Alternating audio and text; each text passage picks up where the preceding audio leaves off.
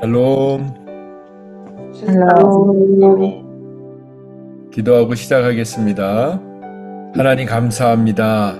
이 시간에도 저희와 함께 해주셔서 감사합니다.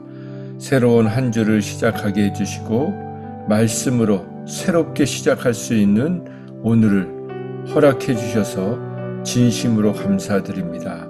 오늘도 말씀을 통해서 우리의 잘못된 부분, 어그러진 부분, 교만해진 부분, 자고해진 부분, 높아진 부분, 그 모든 것들을 하나님 말씀으로 부숴주시고 다시 우리 안에 겸손한 마음, 주님만을 신뢰하는 마음, 주님만을 의지하는 마음, 하나님의 뜻대로 살고자 하는 마음으로 충만하게 하여 주시옵소서. 예수님의 이름으로 기도했습니다. 아멘. 아멘. 예레미야 10장 17절에서부터 25절 말씀입니다. 17절 말씀, 애워싸인 가운데 앉은 자여. 지금 유다 백성들이 포위당한 상태에서 도간에 든 쥐처럼 그런 상황에서 살고 있는 자들에게 말씀하고 계시는 것입니다. 내 짐을 꾸려라. 이제 이 땅을 떠날 준비를 하라는 것입니다. 18절에 보면 여호와께서 이와 같이 말씀하시되 보라, 내가 이 땅에 사는 자들을, 하나님께서 이 땅에 사는 자들을 쫓아내실 것이라는 것입니다. 모두를 쫓아내실 것이라는 것입니다. 그 이유는 그들에게 고통을 주고 아픔을 주어서 깨닫게 하기 위함이라는 것입니다. 너희들의 죄를 깨달아 알도록 내가 직접 너희들에게 고통을 주겠다. 그렇게 하나님께서 말씀하셨다는 것입니다. 오늘 본문은 다가오는 파멸, 그 파멸에 대해 백성들이 탄식하며 아우성하는 소리, 그리고 그 상황에서 기도하는 예레미야의 기도의 내용이 함께 있습니다. 그 하나님의 말씀을 듣고 예레미야가 기도합니다. 슬프다 내 상처여. 예레미야는 유다 백성들의 죄를 그들의 죄라고 하지 않고 나의 죄다.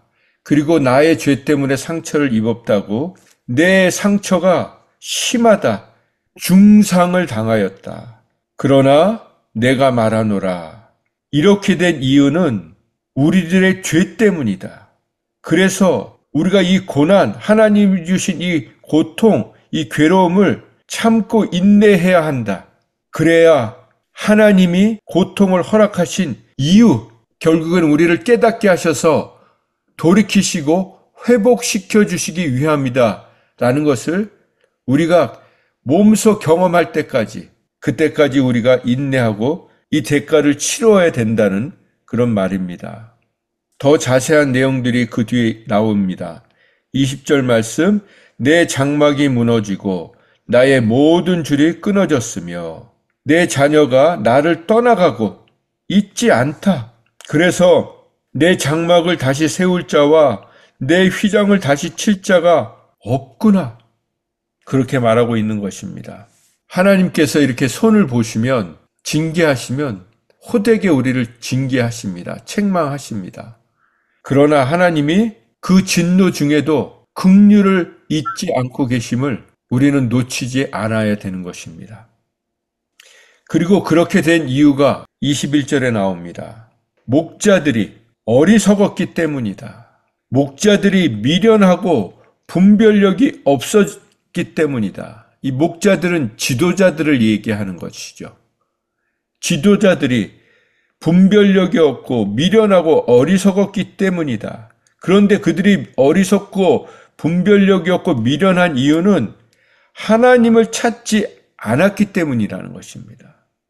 하나님께 길을 묻지 않았기 때문에, 기도하지 않았기 때문이라는 것입니다. 왜 이런 고통이 왔는지 묻지 않았기 때문이라는 것입니다.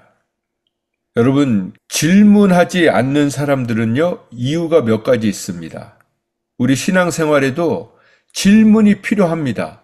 의심이 아니라 질문은 필요한 거예요. 근데 질문하지 않는 이유가 지금 이스라엘 백성들처럼 이스라엘 백성 지도자들이 질문하지 않는 이유가 뭐냐면 첫 번째는 교만하기 때문이에요.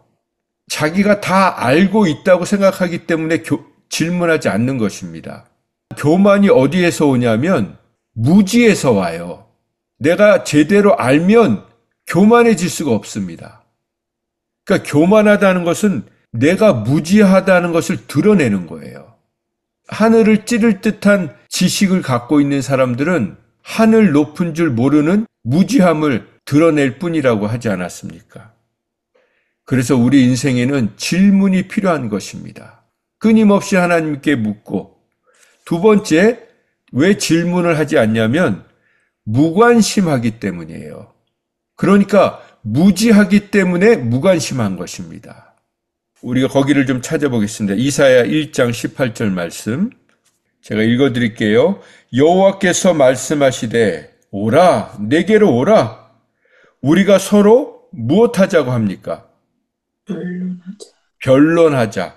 이 변론은 따지는 게 아니고요. 대화하자는 겁니다. 말로 우리가 풀어가자. 한번 대화해보자. 깊이 대화해보자.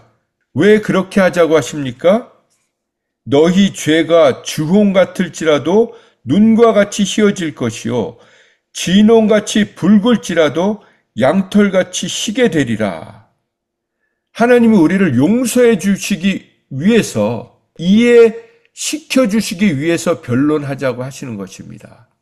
궁극적으로 하나님이 우리에게 고난과 고통을 허락하시는 이유는 우리의 잘못을 회개하게 하시고 돌이키게 하시고 그래서 우리에게 회복을 치유를 주시기 위함인 것입니다. 그렇게 돼서 19절에 너희가 즐겨 순종하면 하나님의 말씀에 순종하면 땅의 아름다운 소산을 먹게 될 것이다. 이것이 하나님의 본심인 것이죠. 그러나 20절에 너희가 거절하여 배반하면 칼에 삼켜질지라 여호와의 입의 말씀이니라. 순종하면 땅에서 나오는 아름다운 소산을 먹을 것이지만 너희가 불순종하면 거절하고 배반하면 너희는 재앙을 당할 것이다. 그렇게 말씀하시죠. 그러면서 11절의 말씀에 보면 여호와께서 말씀하시되 너희의 무수한 재물이 내게 무엇이 유익하뇨? 너희가 헌금을 많이 하면 그게 나에게 무슨 도움이 되느냐? 나는 지금 순양의 번제와 살찐 짐승의 기름에 배불렀다. 나 더 이상 그런 거 필요 없다. 나는 수송아지나 어린 양이나 숫 염소의 피를 기뻐하지 않는다. 그 다음에 12절 말씀을 보세요. 너희가 내 앞에 보이러 오니 이것을 누가 너희에게 요구하였느냐? 내 마당만 밟을 뿐이니라. 여러분, 우리 신앙생활을 누구한테 보이려고 하면 안 됩니다. 주일 예배를 도장 찍으러, 눈도장 찍으려고 나오려고 하면 안 됩니다. 주일날 못 나올 수도 있어요.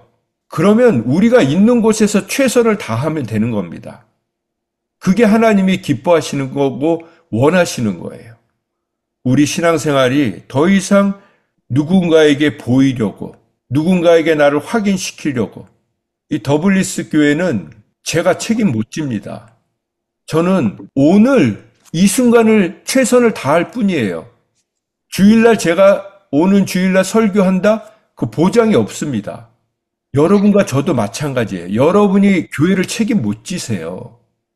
이재선의 교회도 아니고 여러분의 교회도 아니에요. 이 중요한 것은 매 순간 무엇을 하든 집중하는 게 중요해요. 이 시간에도 집중하고 이 시간에도 함께하고 있는 지체들과 이 시간에 함께 이 시간을 이끌어 주시는 성령님께 집중하는 게 중요해요. 그러나 집착해서는 안 돼요. 집중과 집착은 차이가 있는 것입니다. 이건 너무 틀린 거예요. 집중은 선한 것이지만 집착은 악한 것이에요. 분명히 말씀드립니다. 여러분과 저의 교회가 아니에요. 그래서 다른 사람들이 그거 이재선 목사 교회 아니야? 그런 얘기 나오게 하면 안 되는 거예요. 주님의 교회입니다. 하나님이 기뻐하시는 것은 너희가 드리는 무수한 재물이 내게 무슨 유익이 있느냐? 하나님이 원하시는 것은 오늘도 순종하는 거예요. 내가 있는 자리에서 나에게 맡겨주신 현실에 내 가족, 내 지체들, 내 이웃들 만나게 하시는 그 한 사람 한 사람에게 그 순간 최선을 다하면 그것으로 된 겁니다. 그래서 제가 요즘 마음이 너무 편해요. 전에는 너무 집착을 많이 했거든요. 제 아내에게도 저희 아이들에게도 무엇을 하면 자꾸 집착하게 돼요. 그게 욕심입니다. 그게 죄로 가요. 근데 요즘은 제가 집착을 안 해요. 사람을 만나도 무슨 일을 해도 대신에 집중해요. 왜냐하면 하나님이 맡겨주신 것이기 때문에. 그 맡겨주신 순간까지는 마지막 순간까지 최선을 다하고자 하는 마음으로 항상 뭔가를 하려고 합니다. 그러니까 끝나고 나도 뭐 잘 되든 잘 안 되든 그냥 하나님께 맡기고 또 다음 일을 하는 거죠. 여러분, 어제까지 일은 다 잊으시고 오늘부터 하나님이 허락하시는 일들에 영혼들에게 집중하시기 바랍니다. 그리고 집중한 후에는 집착하지 말고 하나님께 맡기고 그렇게 살아가는 저와 여러분 되기 원합니다. 다시 오늘 본문으로 돌아옵니다. 21절에 보면 목자들이 어리석어.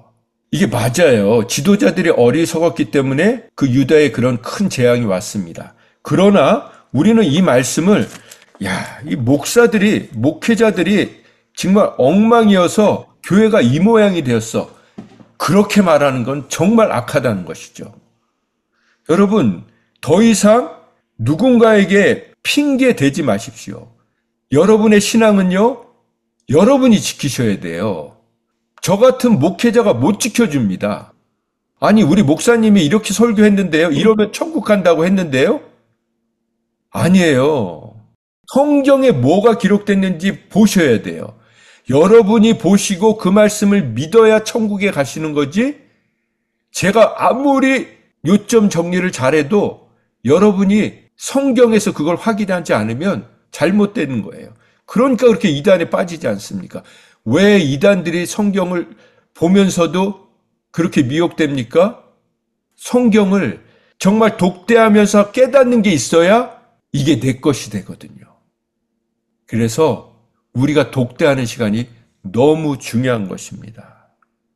우리의 신앙이 누군가에게 떠맡기거나 핑계하는 신앙이 아니라 내가 날마다 주님과 독대함으로 인해서 정말 독대하면 뭐가 좋으냐면 흔들리지 않는 믿음을 주세요.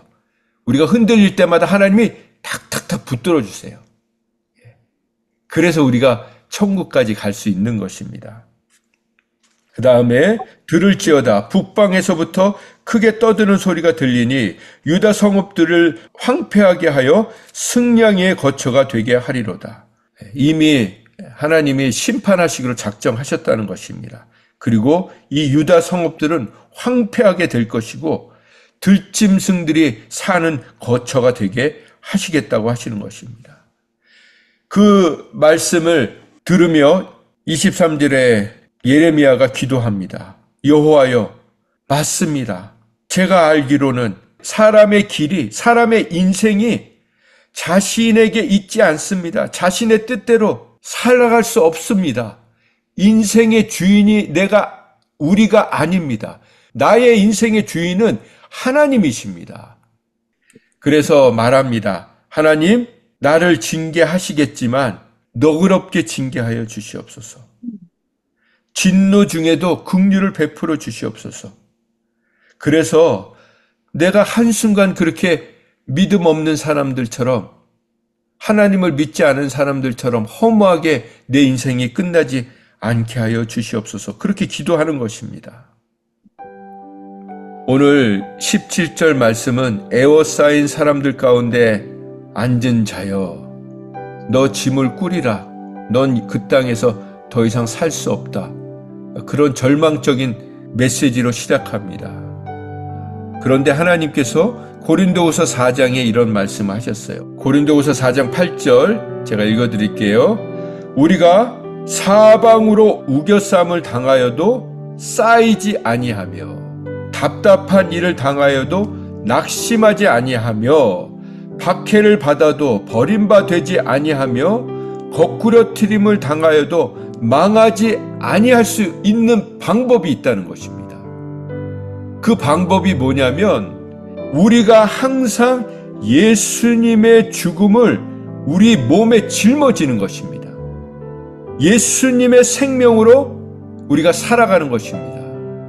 그래서 모든 것이 하나님의 은혜라는 것을 고백하며 살 때 하나님이 답답한 일을 당하여도 억울한 일을 당하여도 낙심하지 않게 하시고 쌓이지 않게 하시고 박해를 받아도 버림받지 않게 하시고 거꾸러뜨림을 당하여도 망하지 않게 해주신다는 것입니다. 하나님이 우리에게 질그릇 같은 우리에게 무엇을 담아주셨습니까? 7절에 보면 우리가 이 보배를 질그릇에 가졌으니, 이 보배는 예수 그리스도를 말씀하는 거죠. 영어 성경에는 트레저라고 되어 있어요. 보석함, 보물함을 우리에게 주셨는데 우리가 뭐라고요? 질그릇이라는 거예요. 질그릇은 뭡니까? 놓치면 그냥 한순간에 산산조각 나가는 그렇게 연약한 존재들이라고요. 그 질그릇 같은 존재들에게 하나님의 가장 귀한 예수 그리스도, 그 보배를 우리에게 담아주셨다는 것입니다. 그래서 이는 심히 큰 능력이 우리에게 있지 않고 하나님께 있음을 알게 하려 함이니라. 그렇습니다. 우리는 우리 능력으로 살아갈 수 없는 자들이에요. 오늘도 하나님의 능력, 그 능력으로 눈을 뜨게 해주셨고 보게 해주셨고 걷게 해주셨고 말하게 해주시는 이 모든 능력이 뭡니까? 볼 수 있는 능력, 들을 수 있는 능력, 말할 수 있는 능력, 용서할 수 있는 능력, 회개할 수 있는 능력, 사랑할 수 있는 능력, 이걸 다 하나님이 주셨다는 겁니다. 질그릇 같은 우리에게 예수님께서 할 수 있는 능력을 주신다는 것입니다. 그래서 16절에 보면 그러므로 우리가 낙심하지 아니하노니 우리의 겉사람은 낡아지나 우리의 속사람은 날로 새로워진도다. 점점 겉사람이 낡아지고 연약해질수록 기뻐하시기 바랍니다. 왜 기뻐해야 합니까? 우리의 속사람이 날마다 더 강건해질 수 있기 때문입니다. 우리가 다 얻을 수 없는 거예요. 끝까지 다 지킬 수 없는 거예요. 우리 속사람만 잘 지키면 됩니다. 그러면 우리의 겉사람 장막이 무너질 때, 그래서 5장 1절을 보세요. 만일 땅에 있는 우리의 장막집이 무너지면 하나님께서 지으신 집 곧 손으로 지은 것이 아니요 하늘에 있는 영원한 집이 우리에게 있는 줄을 아느니라. 하나님이 왜 우리의 겉사람을 자꾸 무너뜨리십니까? 너 이거 얼마 안 남았어. 그런데 너를 위해서 새 집이 지금 지어지고 있어. 그걸 알라고 하시는 것입니다. 육신의 장막이 뭡니까? 우리 몸 아닙니까? 우리의 몸이 썩어 문드러질 때 하나님은 부활의 몸으로 우리를 새롭게 부활시켜 주실 것입니다. 그래서 다시 18절 말씀, 4장 18절 보면 우리가 주목하는 것은 보이는 것이 아니요 보이지 않는 것이니 보이는 것은 잠깐이요 보이지 않는 것은 영원함이라. 네, 오늘 예레미야의 말씀은 집이 무너지고 터가 무너지고 그 땅에서 쫓겨나지만 하나님이 벌을 내리시지만 이 모든 것은 무엇입니까? 하나님께서 우리에게 새 하늘과 새 땅을 준비하고 계시고 우리에게 어려움을 주심으로 인해서 다시 주님 앞에 돌이키게 하시는 이 은혜가 있는 것입니다. 마지막으로 한 말씀을 드리고 싶습니다. 아담과 하와가 그 에덴 동산에서 쫓겨났잖아요. 그때 아담과 하와가 하나님이 찾으셨을 때 회개하지 않았어요.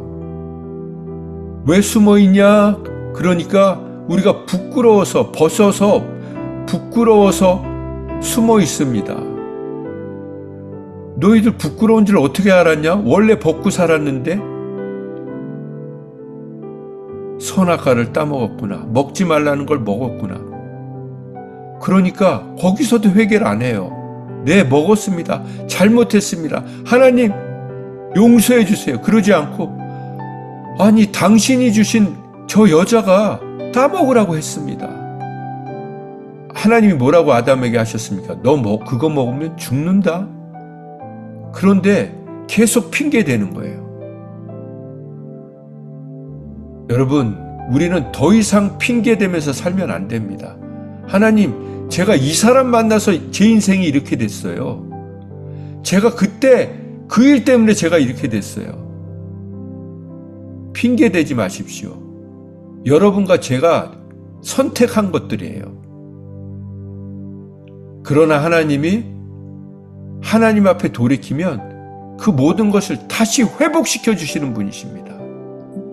오늘도 그 메시지를 하나님이 전하고 계시는 것이죠. 돌이키면 회복시켜 주신다. 회개하면 회복시켜 주신다. 그렇게 회개함으로 말미암아, 철저히 회개함으로 말미암아 우리의 삶이 하나님이 주시는 에덴으로 회복되는 역사가 일어나기를 예수님의 이름으로 축원드립니다. 기도하겠습니다.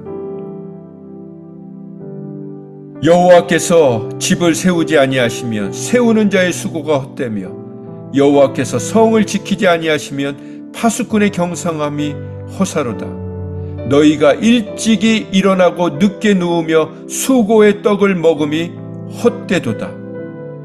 그러므로 하나님께서 그 사랑하시는 자에게 잠을 주시는도다.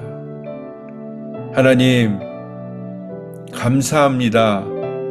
더 이상 우리가 사람들에게 보이려고 나오고 사람 앞에서 신앙생활하는 것이 아니라 그것은 마당만 밟을 뿐이라 헛된 일을 하고 있는 것이라고 말씀하셨습니다. 이제는 정말 주님이 기뻐하시는 삶을 살게 하여 주시옵소서. 고아와 과부와 가난한 자들에게 내 오른손이 하는 것을 왼손도 모르게 그렇게 기도로 섬김으로 살아가는 복된 인생 되게 하여 주시옵소서. 예수님의 이름으로 기도했습니다. 아멘.